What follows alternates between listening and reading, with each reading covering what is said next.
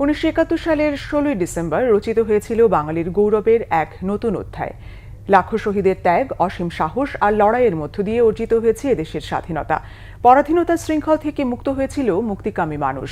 9 মাসের রক্তক্ষয়ী মুক্তিযুদ্ধ শেষে এই দিনেই জাতি অর্জন করেছিল চূড়ান্ত বিজয়। ছাত্র জনতার রক্তক্ষয়ী অভ্যুত্থানে আওয়ামী লীগের পলায়নের পর এবারের বিজয় দিবস নিয়ে আসুক বৈষম্যহীন এক গণতান্ত্রিক সমাজ, এমন প্রত্যাশা বিশেষজ্ঞদের। মুহিবুল্লাহ মুহিবের রিপোর্টে বিস্তারিত। আজ 16 ডিসেম্বর, মহান বিজয় দিবস। লাল সবুজের পতাকা উড়িয়ে উল্লাসের দিন। মরণপণ সশস্ত্র যুদ্ধে শত্রুকে পরাজিত করে দেশের স্বাধীনতা অর্জনের যে বিজয়, ইতিহাসে তার তুলনা বিরল। তাই জাতির জন্য এই দিনটি গৌরবময়, অবিস্মরণীয় দিন।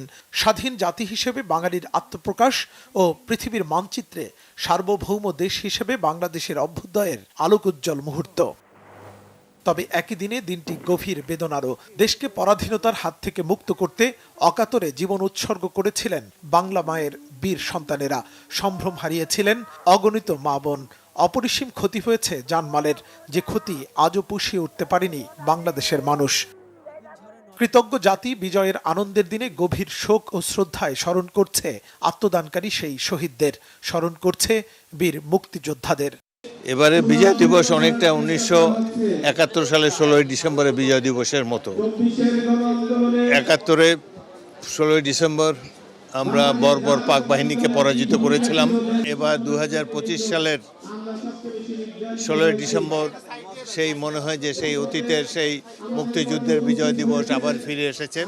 আশা করি আমরা যে বাংলাদেশ রক্তের বিনিময়ে পেয়েছিলাম 71 সালে, বর্তমান প্রজন্ম এবং আগামী দিনের প্রজন্ম সেই গণতান্ত্রিক সমৃদ্ধ বাংলাদেশকে আবার তাদের প্রচেষ্টার মাধ্যমে প্রতিষ্ঠা করতে সক্ষম হবে।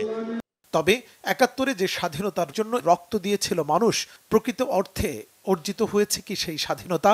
বিশেষজ্ঞরা বলছেন 55 বছরে কাঙ্ক্ষিত স্বপ্ন ছোঁয়া থেকে যোজন যোজন দূরে হতভাগা এই জাতি। 24-এর যে গণ অভ্যুত্থানের মাধ্যমে আমরা আশান্বিত হয়েছিলাম, তাই না?